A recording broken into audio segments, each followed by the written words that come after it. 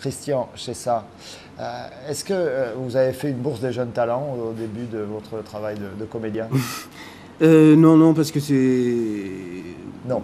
Bah non, c'était ni à Nîmes, c'était ni non plus l'époque de ce type d'événement, en tout cas d'escalier qu'on pouvait donner aux jeunes.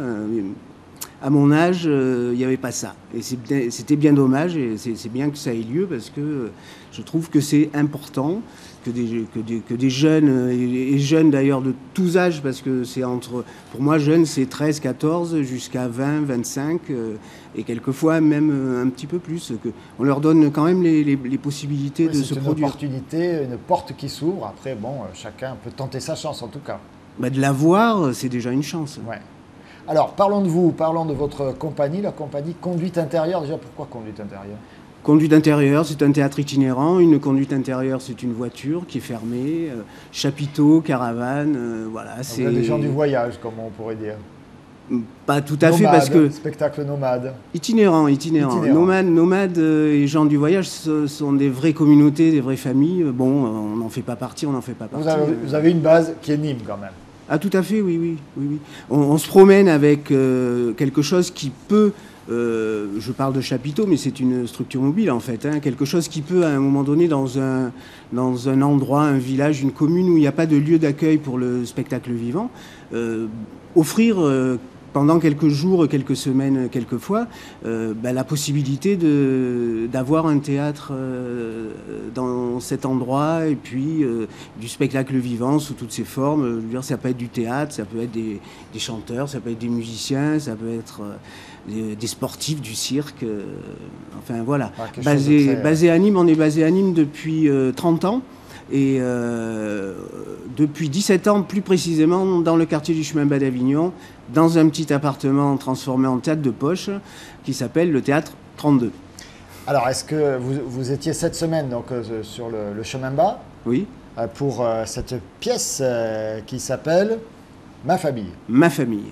Et à partir donc, de ce vendredi, 14, 15, 16, cette pièce, vous la donnez salle du Masverdier, c'est ça? C'est ça, c'est la salle du comité d'entreprise EDF. Ça parle de quoi?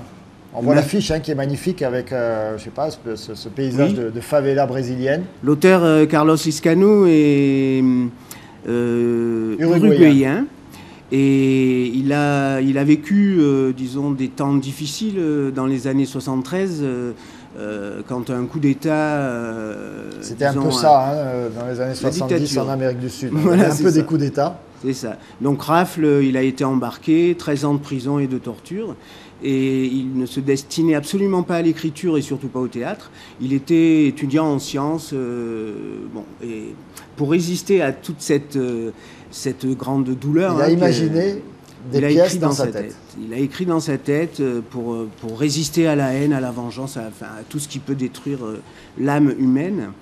Et quand, 13 ans plus tard, nouveau coup d'État différent cette fois, on met tous les prisonniers dans des fourgons et on repart vers la ville et on les lâche dans la ville comme ça, 13 ans après, crasseux, nu-pieds, sans plus rien, en reconnaissant absolument plus rien. Bon.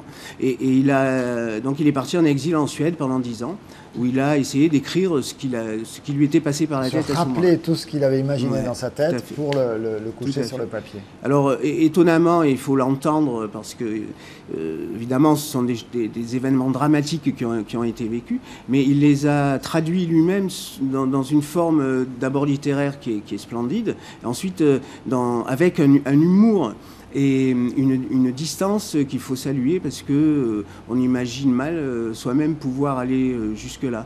En tout cas, Ma famille, pièce de théâtre, ne parle absolument pas de famille non, de cette torture, de cette prison. Elle parle effectivement de la famille, c'est-à-dire qu'il a inventé un monde où... Est-ce que ces tortionnaires font partie de sa nouvelle famille? Non. Il a inventé un monde comme ça qui pourrait très bien exister quelque part, où quand on n'a plus d'argent, quand on n'a plus rien à manger, on vend un enfant, ou on vend le père ou le grand-père ou la grand-mère. Il y a un marché spécial pour ça. Et puis quand on a un petit peu d'argent, on va racheter le grand-père ou l'enfant, et on réunit la famille tout le temps. Et donc c'est l'histoire d'un homme qui qui vit mal ces choses-là et qui essaie de rassembler toute sa famille. Et donc tout le spectacle, évidemment, c'est une comédie. Donc ça, il faut l'avoir aussi à l'esprit quand on essaie d'imaginer ce que ça peut être, avec une forme d'écriture qui passe du récit à la représentation tout le temps. Donc il y a 4 acteurs dans ce... 14, 15, 16 février, c'est ici à Nîmes. Un dernier mot, vous animez également tout au long de l'année des ateliers. On parlait des tremplins et des possibilités pour les jeunes. Vous accueillez des jeunes élèves passionnés de théâtre. Alors plus précisément, ce n'est pas un atelier comme on peut imaginer régulier tous les mercredis ou tous les samedis. On essaie de mettre des enfants. Alors ce sont des enfants, ce sont pas forcément des préadolescents, mais plus précisément des gens entre 8 et 10 ans qui sont en CM2 dans une école, l'école Bruguet au chemin d'Avignon, auquel on propose de monter un spectacle dans des conditions professionnelles, avec un metteur en scène professionnel, et puis tous les intervenants, c'est-à-dire le costumier, l'éclairagiste, le scénographe, le sonorisateur, le régisseur. On travaille avec eux, donc c'est un texte qui s'appelle Pakamambo de Vajdi Mouawad, qui est un auteur aujourd'hui salué et reconnu par tout le monde professionnel du théâtre, qui a écrit ce texte en direction du jeune public, et qui raconte des choses, bon je ne raconterai pas l'histoire, mais ce qui est important, c'est de toute façon d'avoir en tête qu'on cherche à amener ces jeunes en répétition, ensuite en résidence dans un théâtre de Nîmes, et j'espère qu'on pourra le faire dans le théâtre Christian Liger, comme on l'a déjà fait une fois. Pendant quelques jours, ils sont en résidence et ensuite ils jouent, ce qui permet aux enfants de l'école de venir et de pénétrer dans un théâtre, un vrai théâtre. Et ensuite, le soir, les familles, c'est fini.